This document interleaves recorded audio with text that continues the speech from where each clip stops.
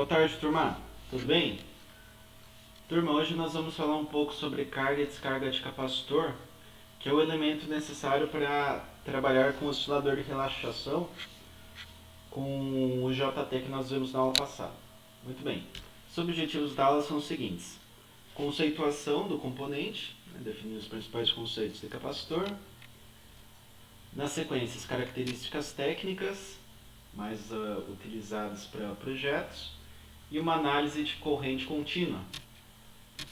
Então, definindo aí o capacitor, ele é basicamente duas placas metálicas, certo? De um formato distinto, que possuem uma determinada carga, definida por Q maiúsculo. Tá? Isso ocorre, existe uma deposição dessa carga Qzão, quando existe uma diferença de potencial, conhecida como DDP. Então nós temos aqui os principais símbolos. Existe o capacitor não polarizado, que apresenta esse primeiro símbolo, e o capacitor polarizado, que tem dois polos, positivo e negativo, e pode ser representado por essas duas simbologias.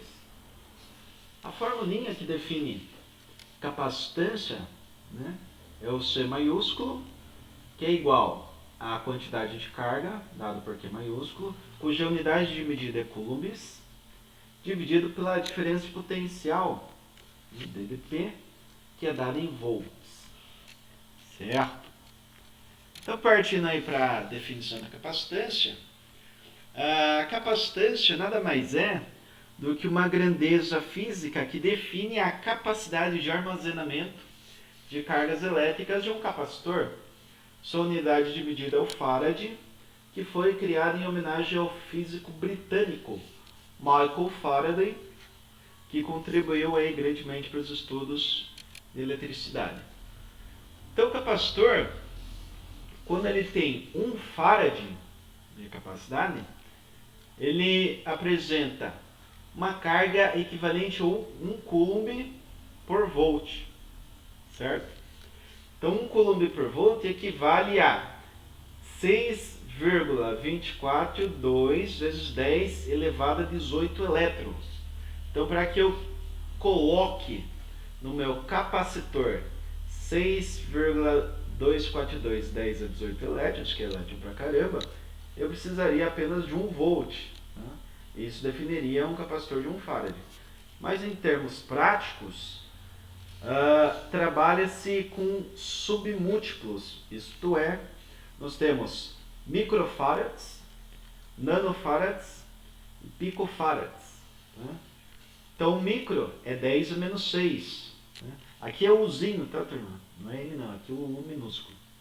O nanofarad, que é 10 a menos 9, e o pico 10 a menos 12. Certo? E de forma análoga aos resistores, nós temos valores comerciais padronizados. Então, nós temos 1, 1,2, 1,5, 1,8, 2,2, 2,7, 3,3, 4,7, 5,6, 6,8 e 8,2.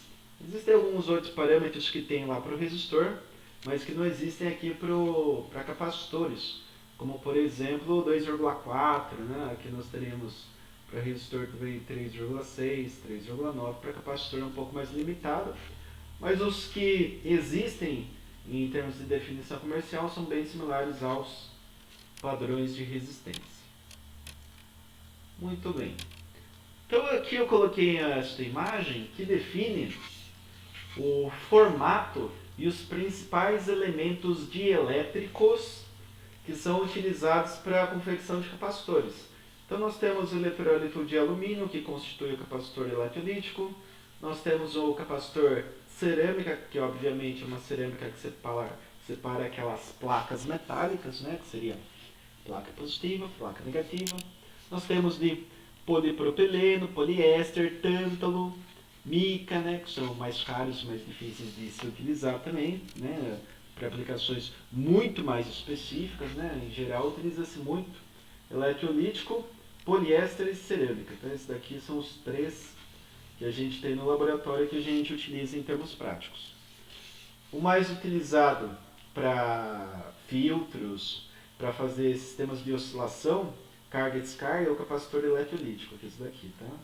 Tem essa carinha aqui. Muito bem. Agora, partindo lá para análise de corrente contínua, que foi citado inicialmente na aula, nós temos um circuito, né? Circuito composto por uma fonte de 12 volts, uma chave, um resistor e um capacitor, certo? Para esse circuito, surge uma definição de constante de tempo, tá? A constante de tempo é dada em segundos, né? Ela vem em consideração em um determinado tempo. E essa constante de tempo é definida como o valor da resistência elétrica do nosso resistor em produto pela capacitância do capacitor. Tá? Então, uma nota importante aqui que tem que destacar aqui nesta explanação é que o tal ele não é o tempo necessário para carregar ou descarregar completamente o capacitor. Tá? Ele é uma constante de tempo que é levada em consideração para definir a carga e a descarga, mas ele não é o tempo total de carga nem de descarga de um capacitor. Muito bem, então começando a nossa análise, quando nós temos t igual a zero, nós temos o exato momento do fechamento da chave S. Então fechamos a chave S, o que acontece? Nesse momento o capacitor estará totalmente descarregado. Se ele está descarregado, ele se comporta como um curto-circuito, como se fosse um fio, certo? E assim, toda a tensão da fonte estará sobre o resistor, fazendo com que a corrente no circuito seja máxima. E a corrente máxima por esse circuito vai ser a tensão da fonte dividido pela resistência. Neste exato momento, em t igual a zero, quando fechamos a chave, nesse instante, tensão do resistor é igual à tensão máxima, que é igual à tensão da fonte. E a tensão do capacitor é zero, pois o componente se comporta como um curto-circuito. E a tensão em curto-circuito é sempre zero. Muito bem. Considerando o mesmo circuito, temos aquela constante de tempo RC já definida. Continuando em análise, temos que, nos instantes imediatamente após o fechamento da chave, ou seja, fechei a chave, passou aquele instante e os próximos, a corrente vai apresentar uma diminuição gradativa até atingir zero. O mesmo vai ocorrer com a tensão no resistor, certo? Então a corrente vai decaindo, decaindo, decaindo, a tensão no resistor é proporcional à corrente, se a corrente é zero, a tensão no resistor uma hora vai ser zero também. Por outro lado, a tensão no capacitor ela aumenta até atingir um valor máximo, certo? E ele passa a se comportar nesse momento como um circuito aberto, como se fosse uma chavinha aberta. Então nesse instante, a formulinha da corrente vai ser aquela corrente máxima, que seria a tensão da fonte, neste caso 12 volts, dividido por R, tá? Vezes a exponencial de menos tzinho, que é uma variável independente de tempo, né? Esse tzinho aqui é 1, 2, 3, 4, 5 segundos, né? Por exemplo, dividido por tal, que é o que nós definimos aqui, ó, R vezes C, cuja unidade é dada em segundos.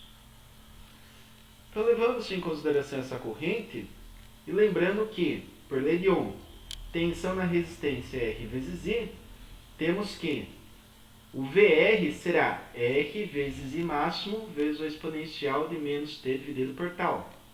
Portanto, R vezes I máximo já vimos que é a mesma coisa que V, que é o valor da fonte, seria os 12 volts no exemplo. Então, VR é V exponencial de menos Tzinho sobre tal. Agora, aplicando a lei de Kirchhoff, tensão da fonte é igual a tensão do capacitor mais tensão no resistor. Então, a tensão no capacitor será a tensão da fonte menos VR, certo? Fazendo essa continha, a tensão no capacitor, vimos que o VR é a mesma coisa que V exponencial de menos T sobre tal. Então, substituo ele aqui, ó, esse VR por menos V exponencial de menos T sobre tal. E esse V é parâmetro comum, posso colocar em evidência, sendo que a fórmula do capacitor é tensão da fonte, abre parênteses, 1 menos exponencial de menos T sobre tal, fecha parênteses. Então nós temos um decaimento que tem comportamento exponencial. Muito bem. Então aqui analisando matematicamente as expressões, substituindo T por múltiplos até atingir T igual a 5 tal, tá? Aqui é o talzinho, nós podemos obter o comportamento da tensão e da corrente, né? Então nós temos essas formas de onda. Aqui é a tensão de corrente contínua fornecida pela fonte, seria equivalente aqui a 12 volts. Aqui o crescimento da tensão no capacitor, que é exponencial. O decrescimento da corrente, que tinha aquele valor máximo e decai até zero. E por consequência também a tensão do resistor, que decai até zero. Uma coisa interessante é que se eu somar VR com VC, chegamos numa linha constante, tá? Porque essa área aqui que está faltando é exatamente essa área aqui do resistor. Então, somando o gráfico de R com o gráfico de C, fecha a lei de Kirchhoff, que é o gráfico da fonte. E, portanto, o tempo de carga do capacitor é definido por 5 tal. Porque em 5 tal, o VC atinge exatamente o V, que é o valor da fonte. Tá? Então, quando o capacitor está totalmente carregado com o valor da fonte, em 5 tal, que é o nosso TC. Beleza, turma? TC é tempo de carga. Algo muito importante aqui, ó, é que após 5 tal, se não houver alteração no circuito, a tensão permanece indefinidamente no valor máximo e a corrente se mantém nula. Tá? Ou seja, o capacitor carregou, deu 5 tal, beleza, carregou. E agora? Agora é 6 tal, 10 tal, 50 tal, 1000 tal, 1 milhão de tal, né? A gente não sabe quanto vai de tal, pode ser milho, né? Nos segundos, passa muito rápido.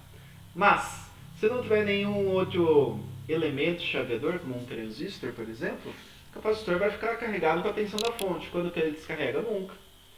Porque é 5 volts ou 12 volts, né, que é o nosso exemplo, em paralelo com 12. O que acontece? Nada, é sempre 12, porque a tensão em paralelo é a mesma. Tá? Em resumo, T igual a zero é capacitor descarregado. Se comporta como curto-circuito.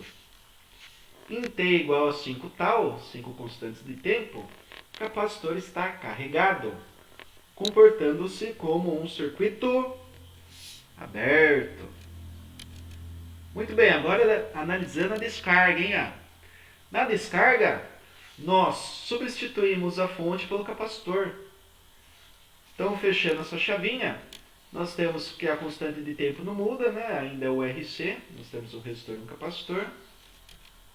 E nesse caso, o capacitor ele vai descarregando a tensão que ele tinha na armadura, que parte lá do valor máximo, e vai decaindo, decaindo, decaindo, até atingir zero. Né? Muito bem.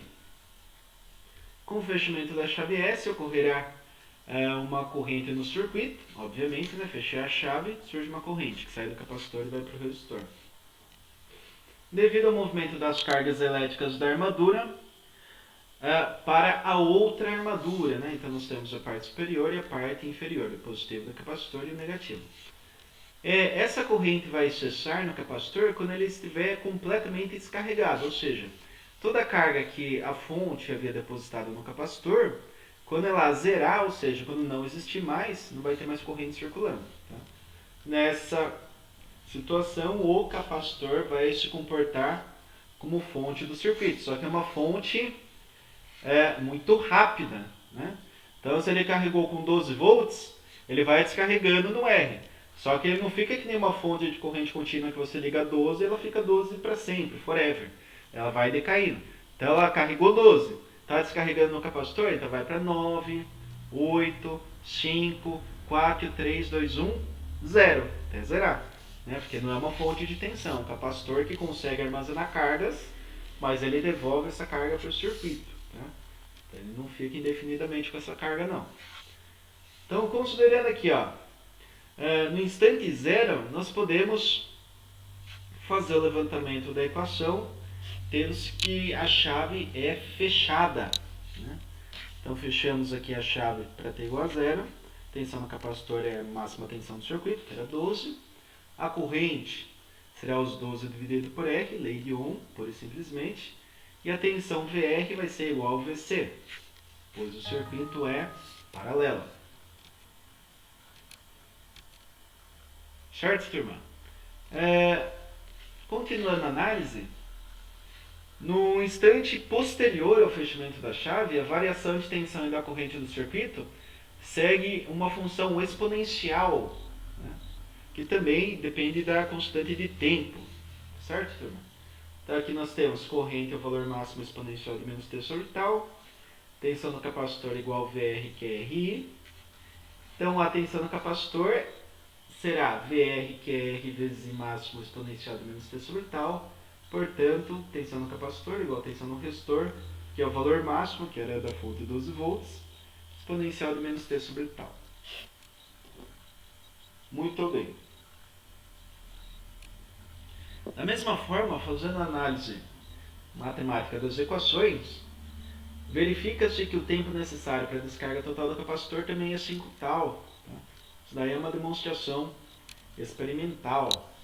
Então nós temos que o tempo de carga e o tempo de descarga do capacitor é de 5 constantes de tempo. Aqui nós temos o gráfico da corrente decaindo e o gráfico também da tensão, que é parte do valor máximo até zerar. Certo, turma? Aqui eu coloquei o exemplo que nós teríamos aí de laboratório, medido no osciloscópio, tempo de carga exponencial e a descarga também exponencial. Isso aqui é a forma de onda no capacitor, certo? Muito bem. E como que aconteceria isso? Teria que mandar um trem de pulso. Então eu mando um clock, por exemplo, né? 5 volts, 0, 5 volts, 0. Daí o capacitor vai fazer o quê? Começa a carregar exponencialmente e atinge 5 volts, que é o valor máximo. Descarrega, até zerar. 5 volts, descarrega. Aqui nós temos fase de carga e descarga. Carga, descarga, carga, descarga. Parece, isso sim parece uma ondinha do mar, né? Vai lá, crista da onda decai.